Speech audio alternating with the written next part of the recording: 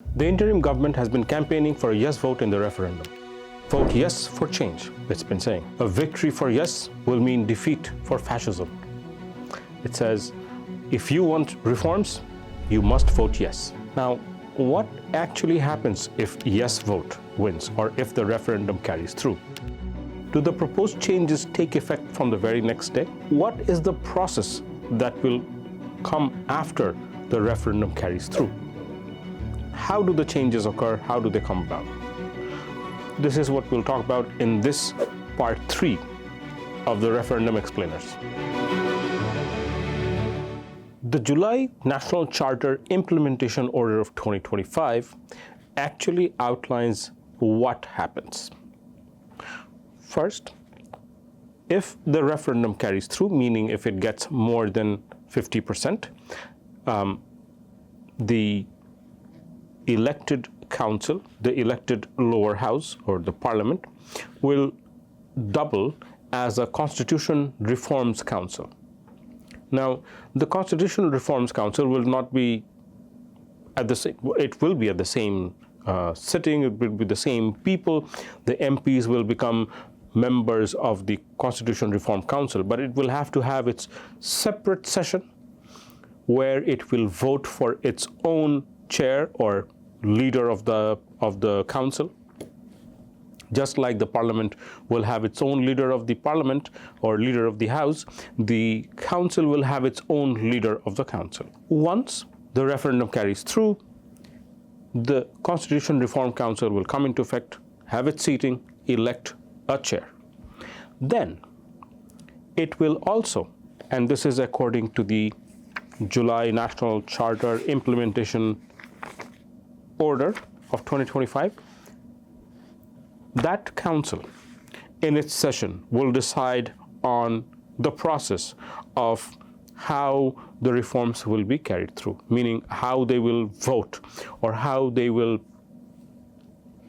put something up, discuss an issue, vote on it, table it, the entire procedure. They will decide that procedure in their own session. Once they have the president or the leader of the council, their rules of business, they will get down to business, meaning they will then begin discussing the July Charter according to the process they have themselves defined. Now, according to this order, the Constitution Reforms Council will be able to pass the measures or recommendations with a majority of their membership, meaning they will require 151 votes for every change in the Constitution the recommendations will require. Mind you, these same MPs or these same councillors will be sitting in the same house when they attend the parliament sessions. That parliament will be bound to have a 2/3 majority to make a change in the Constitution. But when they sit as the Constitution Reform Council, they get to change the Constitution by simply a majority. There's like a parallel system of changing the Constitution, so to speak. Now,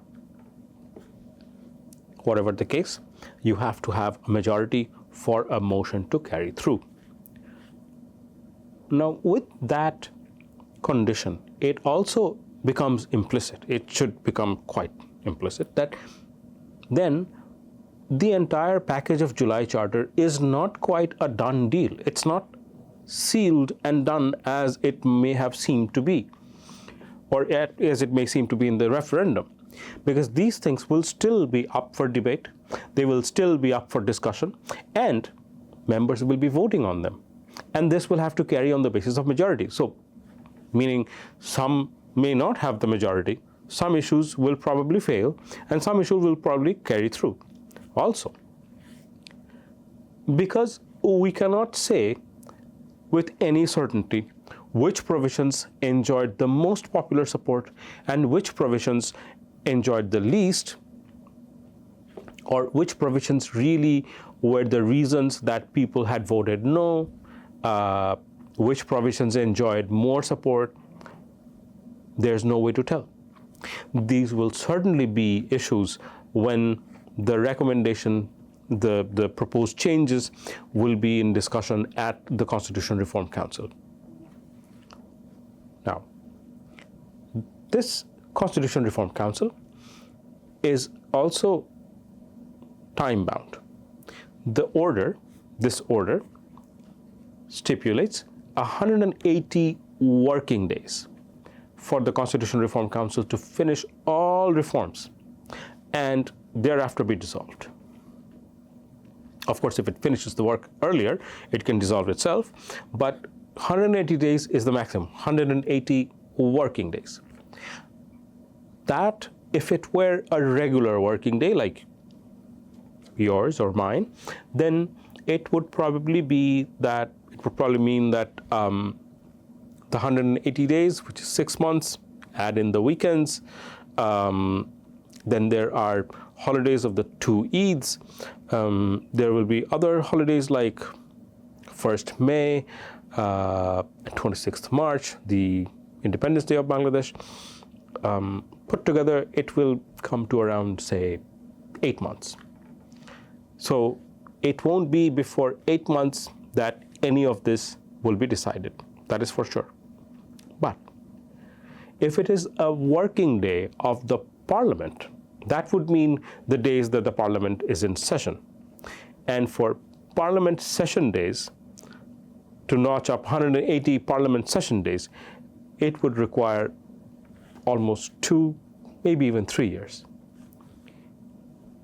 Once all that is done, no matter what, it should be noted that it's 180 days, and this order sort of ties the hands, but it doesn't leave a contingency, meaning what if some provisions are left unaddressed? What if the council, the Constitution Reforms Council, could not even get to certain issues or did not address certain issues? What happens then? What if it does not even finish the work within the 180 working days? Can it extend? Does it simply dissolve as it is? What happens? There's no such provision here. But be that as it may, this is how it stands. So once the 180 days are gone and the reform measures have been done, or whatever has been done is may be deemed to have been that this is the new July package, this is what we go with, they become, the Constitution Reform Council dissolves, and within a month, according to the order, within a month, you form the upper chamber of 100 members on the basis of proportional representation. It appears from this order that it is actually tying the hands of the next Parliament, that they must agree to this form of upper chamber. It's not up for discussion, it's not up for debate, and it seems by this order that it's putting a legally binding clause on it, although no government, especially an interim government, can actually put any such binding clauses on any elected Parliament. So we'll have to see how that pans out. However, what it says here in the order is that within a month of dissolution of the Constitution Reform Council, the upper chamber with 100 members will be formed, and their tenure will coincide with the tenure of the Parliament, which will be the Parliament will have whatever tenure it has, and the upper chamber will have the same tenure. So it will dissolve along with the lower chamber. And then the other raft of measures that have been discussed and adopted or rejected, whatever happens, they will then be put together and published in the form of a gazette, which will be the new constitution. So this is really an entire process that the referendum is allowing or asking people to allow. It's important to note that voters are not really given any agency, or they will not have any authority to decide on what happens to the Constitution afterwards, because generally that's what happens. Parliament, whether the upper chamber or the lower chamber or both chambers, the Parliament itself debates, discusses, votes on an issue. It carries through whatever requirements they have, 2/3 majority in most cases. So a certain motion is carried, 2/3 majority in the lower house, 2/3 in the upper house. Of course, according to the July Charter, the upper house will only, constitutional amendments will require only a simple majority in the upper house, but that's another matter. Whatever it is, it carries through both the houses, and then, if it is very important, which is also stated in the July Charter, that sometimes there will be important things, and they will have to be put on a referendum. So the Parliament discusses, debates, passes it, and then puts something up for the people's vote through a referendum, and that is a specific question or a specific language, but that has already been discussed and debated at length in the Parliament. Here, however, the process is going in reverse. So you have first of all, you have 47 recommendations, 47 provisions, or 47 recommendations for changes of the Constitution, which have yet to be discussed in Parliament, and we don't know how it will end up, how the language will end up, whether we like it or not, we don't know. But we are being asked now to vote on those issues and this will then go up to Parliament for discussion and debate.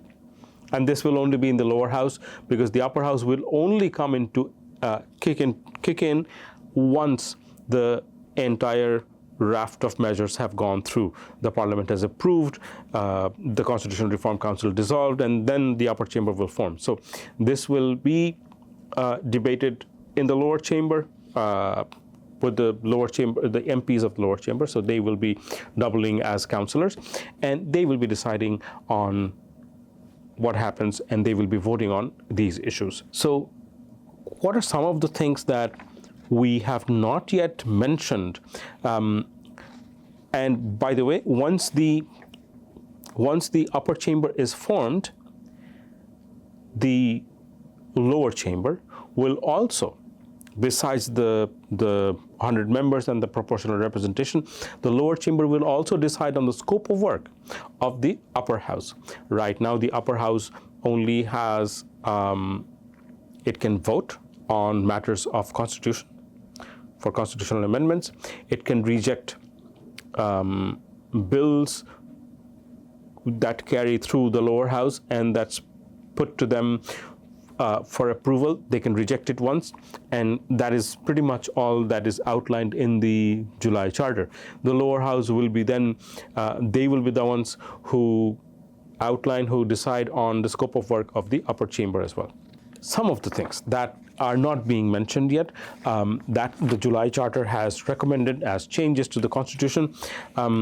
One has remained contentious, and it is one reason that 4 parties have not signed the July Charter itself, which is the abolition of the previous guiding principles, the fundamental principles of the state, democracy, nationalism, socialism, and secularism, to be replaced by something else. There is also 2 schedules that are being taken out of the Constitution. That will be the 7th March speech by Sheikh Mujib, the 26th March Declaration of Independence, and the July Charter itself will find a place in the Constitution in one of the schedules, as will the July Declaration. That was what was expected to happen, at least. The other order that outlines the referendum has a list of the 30 unanimously agreed upon recommendations. Well, not unanimous, not all of them. There are a few where there are notes of dissent, but by and large they are they have enjoyed large support, wide support from different parties. So there is a list of the 30 that will have to be implemented according to the order. Of course, there's no such scope, there's no such authority of the current government to tie the hands of a future elected parliament. So if the referendum wins, if it carries through, if the yes vote wins, what we will be doing is voters will have said yes to a number of steps. Basically, we will be endorsing a process, so to speak. And this process that I have tried to explain according to the order here, this process will presumably end with the dissolution of the Constitution Reform Council, publication of a new constitution which will have certain changes in it, and the formation of an upper chamber. But it all depends on the debate, the discussion, and how the Constitution Reform Council actually votes. It depends entirely on the next parliament.